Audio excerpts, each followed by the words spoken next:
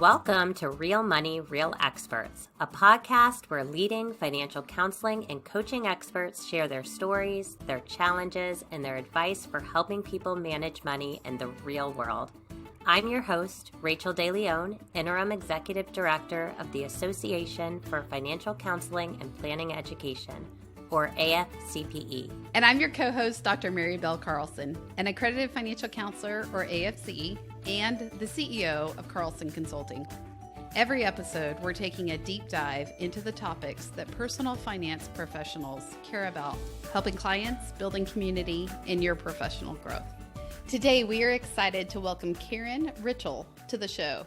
Karen is the University of Idaho Extension Associate Professor in Latah County and is the Family Finance Extension Educator for all 10 northern Idaho counties. Karen reaches residents with research-based information to help families build strong financial foundations and balanced lives. She caters to every age group and socioeconomic group with one-on-one counseling and coaching sessions, classes, and workshops on topics ranging from goal setting and tracking expenses to retirement and end-of-life planning. Karen can reframe challenging past money memories, financial coaching, help guide the way to managing resilient finances, financial education and counseling, and then help design a suitable path to wealth planning, retirement, and estate planning.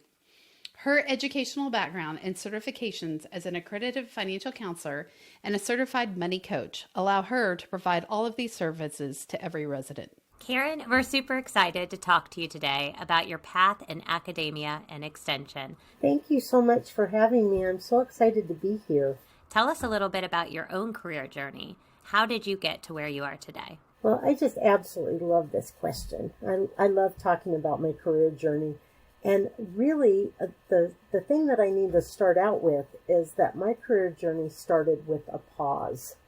So we all have pauses in our lives, those little events that they slow us down, they stop us, they even redirect us, the pauses. So it's how we choose to respond to those pauses that define literally every aspect of our lives. And so my biggest pause came in the year 2000. And so I was going to be turning 30 that year. I was a self-sufficient, fiercely independent person. I didn't ask for help. I honestly really didn't need any help. Then in the months leading up to Y2K, I had some pretty severe losses and obstacles that came along. Several family deaths came really close together.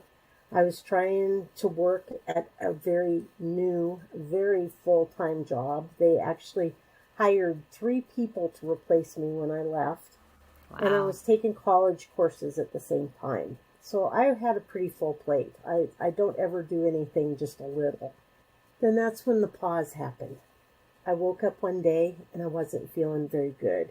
I thought maybe I had a sinus infection, and of all things, shin splints. So I stayed at home for a week, which was completely unheard of for me. I went to work dead most times.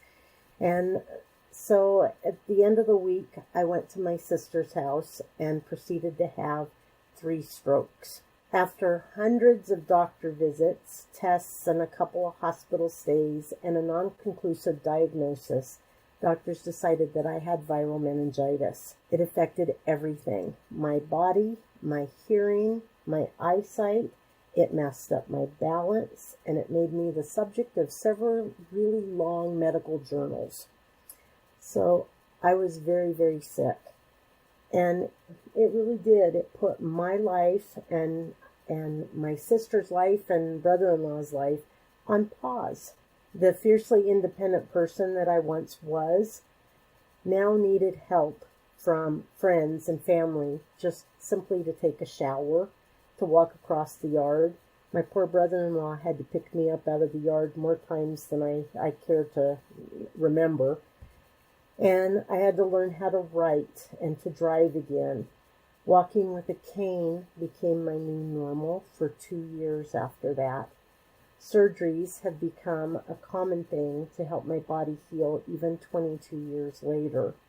I am legally deaf. And the number of eye drops that I take a day is staggering just to keep my vision intact. So, why am I telling you about my pause? This is important to know. It's because how I handled that pause. I chose to look at the blessings of the pause and not the pause itself. The pause increased my faith, my awareness at how precious life is. It helped me to reset the button.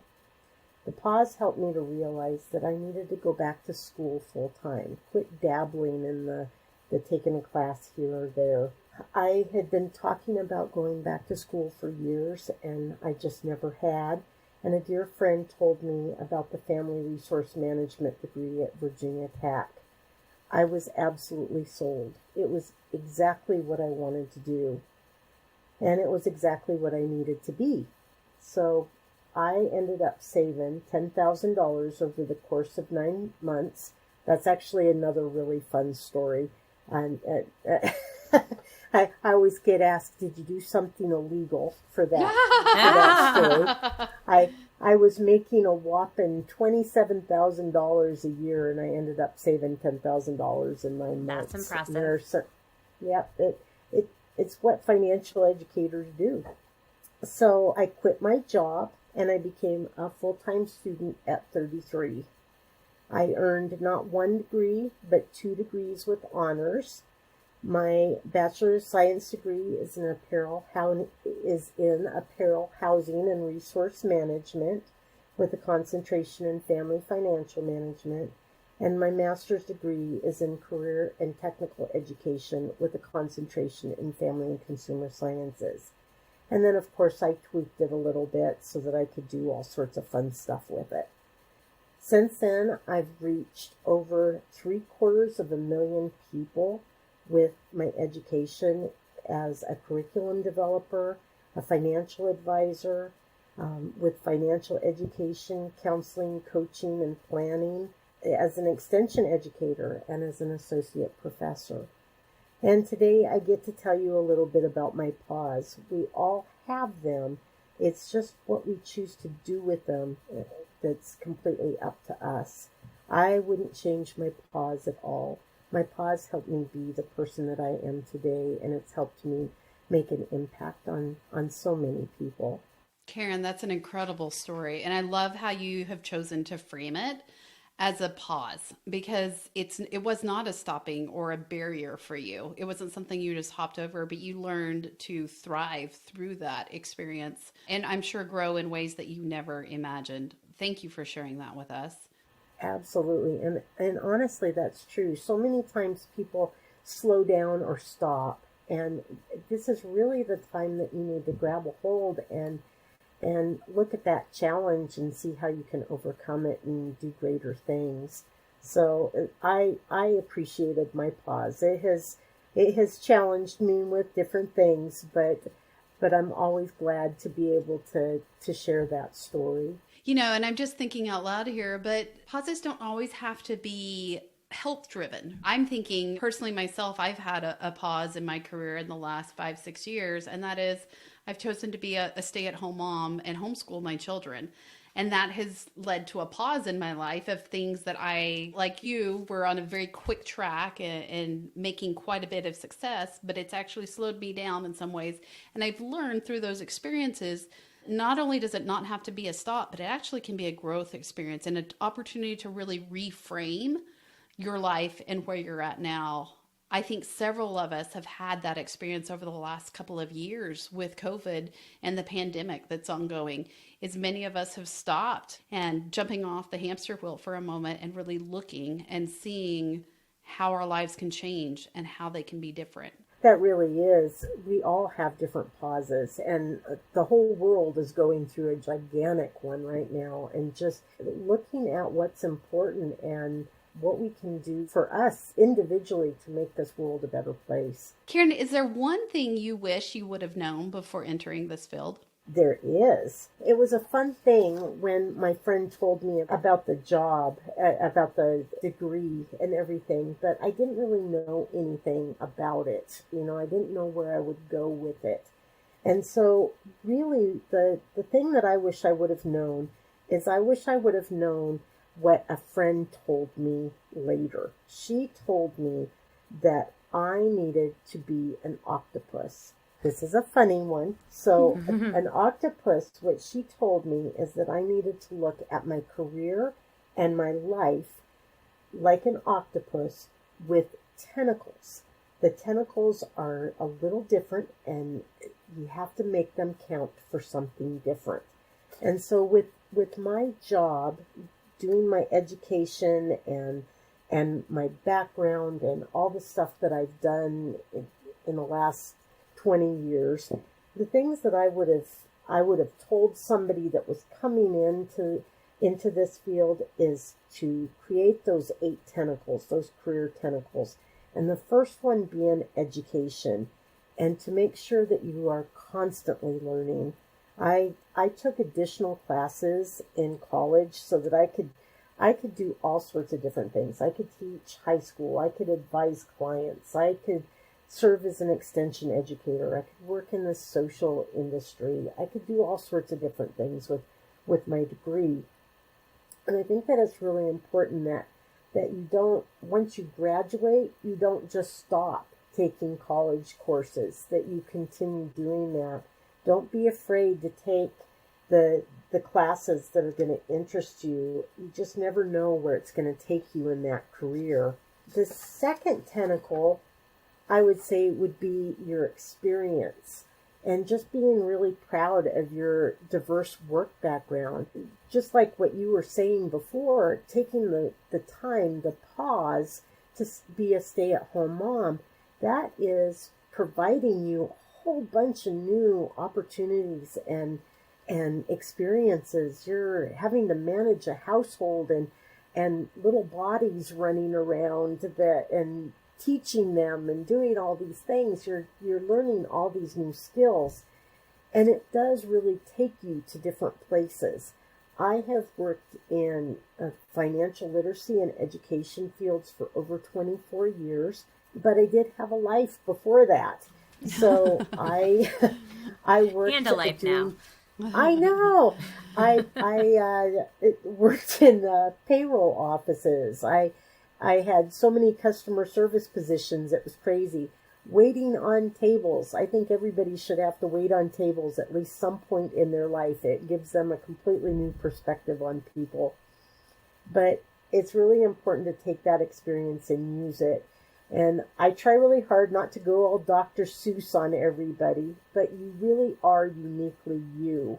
And by using this, you let people and employers see that special spark that makes you stand out from all the rest. And so that experience is important. My third tentacle is opportunities. I never ever miss an opportunity, and if it knocks me out of my comfort zone, even better. So those opportunities are really, really important to take them, and if they scare you, there's a reason for that. You should be jumping in with both feet. My fourth one is volunteer, and you never know who you're going to be helping.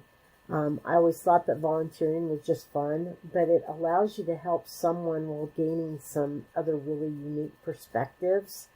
And it puts you in places and situations that you might not have ever ventured into before. This is just a really good tentacle builder.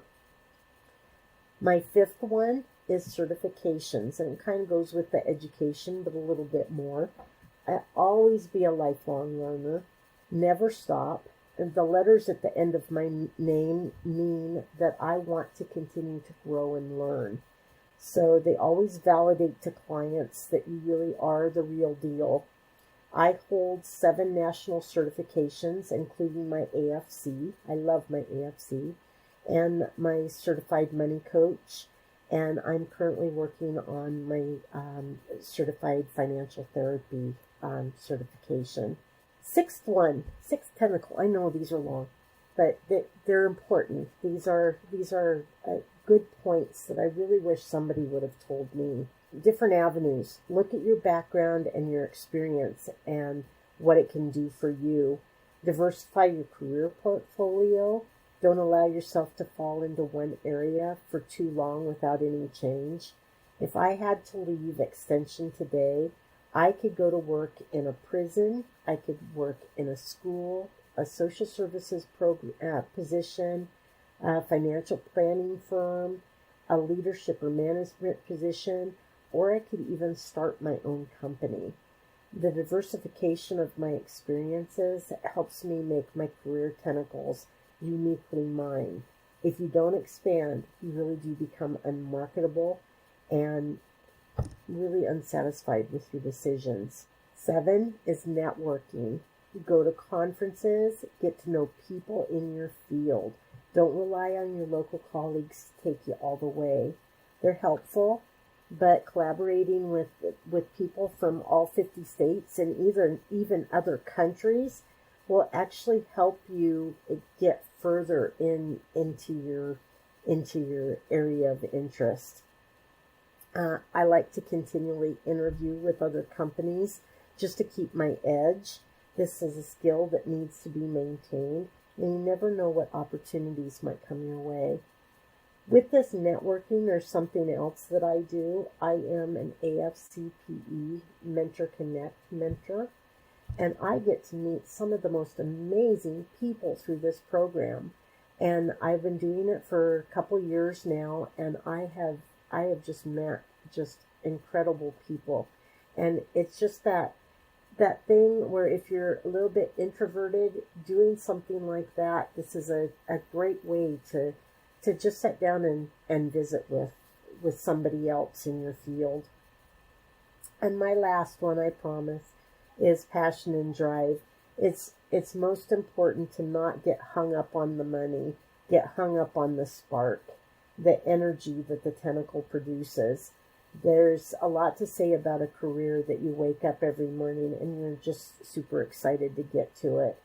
If you have that drive, energy, love, and passion to do something wonderful, the other elements will fall into place.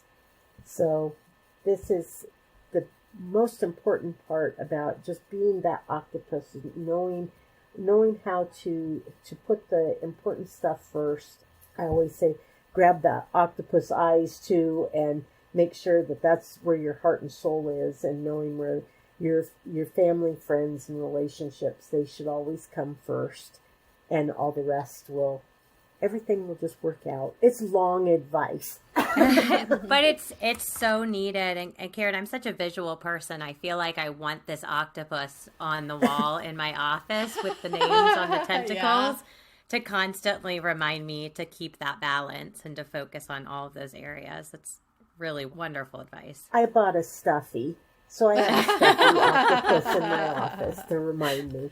That works too. Well, one of your tentacles, I think it was number 5, was certification. And you mentioned that you are AFC certified. I'm curious at what point in your career you pursued the AFC certification and how it's impacted the work that you do. Well, it was my first certification that I got, and I got it in 2011. So I have gone to AFCPE for years, even through school. It was one of my most important conferences to go to. So it was always something that I wanted to do, but I didn't know exactly what I was going to be doing when I graduated. So I didn't pursue getting the AFC until after I graduated and started working. And honestly, it is my favorite certification as far as, and the one that I use all the time. I couldn't go a day without having that. So I think that really what it does is it provides an opportunity for us to learn more and to give more to our clients. So the resources that are provided through AFCPE are always engaging, they're fresh, they're innovative. I joined the book club option, and my mom laughed at me. She said, "Have you ever actually finished a book in your life?" And I said, "I did, I finally did." So the book club option was good because they made me read it or I couldn't talk. And so I actually finished the book and it was great. And I didn't read the last page first. So it's that kind of thing, of it really does help you grow. And the AFC, just knowing that information and being able to have those credentials. I have people that come into my office that they need one-on-one financial counseling in the worst way. And in northern Idaho, we do not have financial counseling services locally here. And so I'm kind of it. I am the person that people call or come to, that when they have a question about budgeting or debt management. I work a lot with low and no income families. I'm a really good resource, and I'm a free resource that people can come to, and they know that they're going to, because I have those initials at the end of my name, they know that they're going to get the information that they need, and it's going to be correct. And I always find that I'm getting far too many CEUs for my AFC, simply because the resources are just so abundant and rich. So it's just a great certification. Yeah, you're definitely a lifelong learner. I love it. Karen, I really love how you've gone into Cooperative Extension. I don't know that all the people on our podcast today know what Cooperative Extension is and how to get into it. Would you tell us more about Cooperative Extension? So I work for the University of Idaho Extension Office, and we have 42 Cooperative Extension, and actually we just call ourselves Extension. We're not cooperative anymore. Apparently we don't get along with anybody. But we are just Extension. So we are Extension educators, and we are in 42 of the 44 counties of Idaho. And so there is an office in each county, and I am the financial educator for the 10 northern counties of Idaho, but we've got educators that do all sorts of different things, from food safety, agriculture, 4-H. So if you know about 4-H, generally when you hear about Extension, you know about 4-H. Small farms, horticulture, you name it. All these different things that we have, life skills, you name it. Every topic, every subject, we've got them.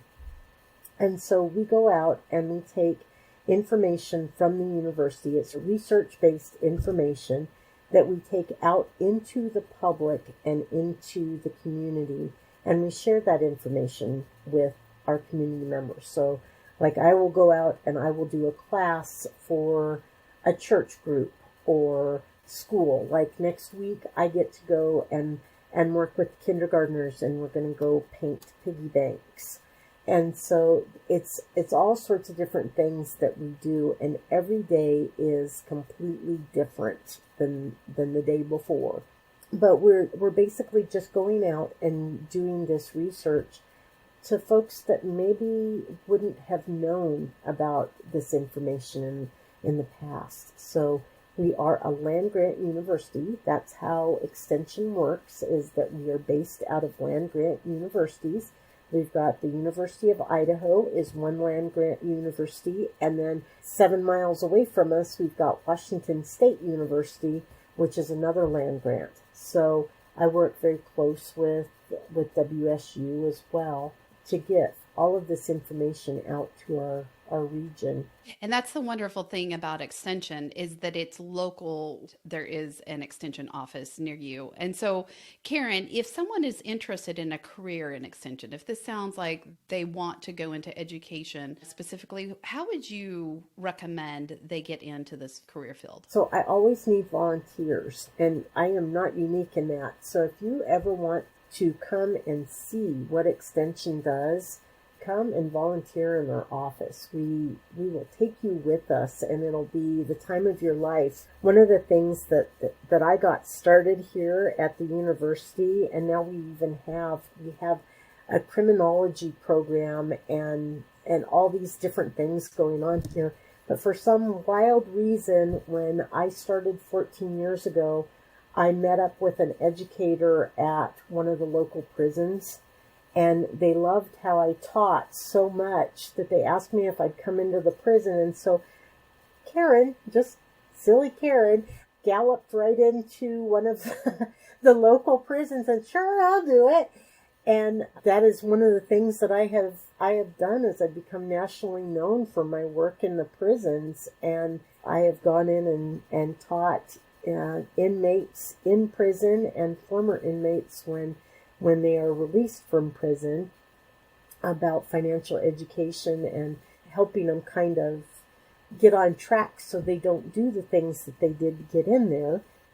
One of the things that I did is I went to the university I went to the prison. I'm kind of persuasive sometimes, and I went to the prison and I said, hey, I've got this really amazing financial simulation that I want to try with the inmates that I use in the high schools, and I want to adapt it for the inmates. And so I took 30 students in with me to the prison, and it has become a favorite at the prisons. They've even made a class out of it at the university that they take the students into the prison, and we do the financial literacy simulation, and it's great. They remember it forever, and there's all sorts of different things. The students can be involved, the community can be involved. Come in and ask us, and you can go and do all sorts of stuff with us and see exactly how extension works. But if you're really interested in the career, and I often have people come in and they'll say to me, I really love what you do. I like to do budgets myself. I want to do exactly what you do. And it always makes me smile, because what I do has those 7 certifications and years of college and years of experience. It's not really about just sitting down and doing a good budget. You have to be able to understand how people think and how people function. Now, I'll give the example of one of my inmates that I worked with. He came up to me, I was doing a budgeting class, and he came up to me and he said, you can't make me do a budget. There's nothing you can do that's going to make me do a budget. I don't have any money and I don't want to do it. I said, fine, that's not a problem. You just sit here, you're here for the candy. We're all good with that. You just hang out with me. When he came up to me at the end of the class, he looked at me and said, you tricked me. And I said, how did I trick you? And he said, you made me make a budget. And I said, oh no, I didn't do that. And he said, you did. It's about being able to grab all of those resources and having that resource stockpile that you can talk to literally any learning style, and they walk away with something. Yeah, it's really learning to become an educator and being really effective at education. Would you say if someone wanted to go into extension, do they need to have at least a master's degree, or is it required that they have a PhD? What kind of educational background would they need? It depends on what state you're going to work in. In Idaho, we are required to have a master's degree in order to become an associate professor with extension. And so before we even step through the door, we have to have a master's. In other states, you can have a bachelor's degree and go through that process. Idaho, we are actually tenured faculty. And so it really does. You need to check with the state that you want to work in. There's just all sorts of things that you can do, but definitely getting the education, and the education in either the agriculture, the life science areas, family and consumer sciences, one of the areas in there, and that's really what our administrators are looking for, is somebody that can go out and teach the skills. That's really helpful. And we'll make sure and put that link in our show notes for any of you that are interested in following up. Karen, one more question for you on this theme. You've talked a lot about in-person training. Obviously, within the last 2 years, a lot of us have moved to more virtual settings. Do you ever teach in a virtual setting for others outside of your county or your area? Absolutely. So one of the things about extension is you have to learn how to be very, very flexible and adaptable. So the week after we were quarantined or secluded for COVID, I was teaching classes virtually, and that's how fast we move. And so everything that I do can be in person. Most of the stuff can be hybrid or virtual all together. And so it's just being adaptable to do that. So everything that I've got that I have taught, or that has a presentation or has program material, is all listed on my web page. And when you go into that website, you'll see all of this is actually my piggy bank collection. When you get into that website, I buy a piggy bank everywhere that I go and travel, and they've gotten to be obscene, but I've got lots of them. But you can select for the financial classes, and all the classes that are on there, anybody is welcome to join in with that. The other thing that I do is called our financial conference, and that is a financial conference that I do every year. That is all of our local financial resources that we come together, but we have amazing topics that they're just spot on of what people are worried about and talking about right now. Our next one is on April 1st, but it is going to be an in-person conference, but I record them. And so after the conference is over, you can go in here and you can click on this link and you can watch all of these amazing people talk about everything from the economy to how to write a will and trust to everything. So there's just, it's got a ton of information, and all of our past conferences are listed on there. Plus, you can request, if you want to talk to me personally, you can either email me, or you can fill out a request to have coaching and counseling. And I am a free coach and counselor, so it doesn't matter where you are. I try to stay in Idaho, but I scooch over into Washington an awful lot just because we are so close to the border. Anybody is more than welcome to contact me. I'm happy to help them. Karen, that's so generous of you. You've been one of our most active volunteers in AFCPE's MentorConnect program, and you really have a heart for bringing people into this field and for helping them along in their journey. What would you tell someone who is thinking about volunteering to be a mentor, and what advice do you have someone who's in that mentee role? Absolutely do it. So it is a great program. I love this program, and every time it comes around, which it comes around quarterly, so every time that it comes around, I just tell them, just assume that I'm going to do it. And so I usually get one or two people every time, one or two mentees that contact me. And if they don't contact me quick enough, I contact them. I love it. And so I've got two new mentees. My former mentees that I have had, I don't ever lose them. And they don't go away. I have stayed in contact with all of them. And one of them I've had for about a year and a half now, and we have monthly meetings where we sit down and visit, and she's become one of my most favorite people. So it's that opportunity to really network. I am getting just as much from them as they're getting from me, but just that opportunity to share my path and my journey and my resources to them when they're brand new and trying to figure out which direction they want to go.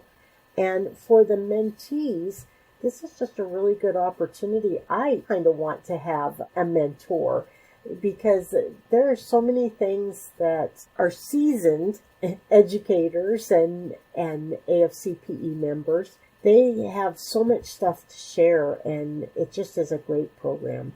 So definitely get involved in it, even if you just do it once or twice. I have a couple folks that they just check in with me every once in a while.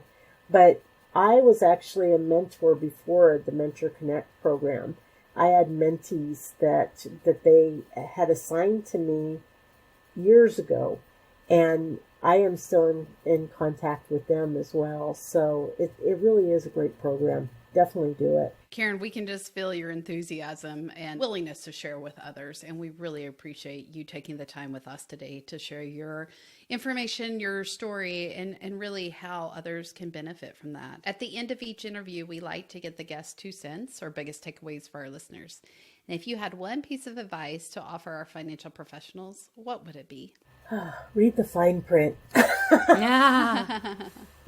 Always read the fine print. You never know exactly what you're going to get into, but the fine print, whatever you're doing, just know exactly what is expected of you and know what you need to expect from your employer. It is a great field and you're making just a tremendous amount of impact. So there's so many people that need you. Know what you're getting into and just embrace that. If listeners want to reach out to you, where can they go to connect? They can email me, or they can call me, or they can come and sit and visit. I always have chocolate and tea in my office. Come on over anytime. Thank you so much, Karen. Absolutely. Thank you guys so much for having me. This was awesome. Rachel, I really enjoyed that conversation with Karen. She is just a delight to talk with, and you can tell how much she loves her job and loves what she does. And I even love that she's willing to share that knowledge with others. You can feel it through her conversation and just how excited she is about waking up every day and helping other people. The other thing I realized too is the amount of impact that she is making. I think a lot of times we think of impact in social media numbers or followers or influencers or I don't know, just all these large numbers. And really at the end of the day, what I heard from Karen is she's making a difference in her community where she lives. And I feel like that is such an important thing, right? And I think sometimes we forget about our neighbors, right? We think about our world globally, but then just helping each other right where you live and flourishing where you're at. And I think that's the great thing about Extension as a whole is that it's local and that you know the community, you know the members, you're part of that community and you're reaching out to help that community. And so anyone that's interested in helping locally and really making a huge impact in your community, I just think Extension is a wonderful way to go. And Karen gave us such a good example of how to get there. Yeah, Mary, that really stuck out to me as well. What really is different about Extension is what you can do with the role. You know, she's worked with people who are incarcerated. She works with students through the universities, with her local library, with low to middle income. And even though she's in northern Idaho, you know, she stretches over 10 counties. And so the need for this kind of work is so great. The idea that there's one person in 10 counties to do this work blows my mind. And it just is such a reminder of how important these roles are and that people are able to access that no matter where they live. The other thing that stood out to Karen was her story about the pause. And, you know, I think she's right. Everybody has that story and it looks very different for all of us. Hers was incredibly striking, you know, being a survivor of viral meningitis. I had a good friend in college who also had that. And I know how devastating that can be and how life-threatening. But to be able to show that resiliency in the face of adversity and to really not let those challenges be barriers, but see them as opportunities. And she lives her life with this curiosity and this interest and willingness to give back. And we see that just in her service at AFCPE as well. She is one of our most requested mentors, and having spoken with her today, I can see why. If anyone is interested in being part of the MentorConnect program, whether you volunteer as a mentor or you are looking for a mentor to work with, we connect members with mentors quarterly. So check out our website and be on the lookout for the next time we open that up to you. If you enjoyed the show today, please share it with a friend. This helps others discover the podcast and become a part of our community. Thanks for joining us. We'll see you next time.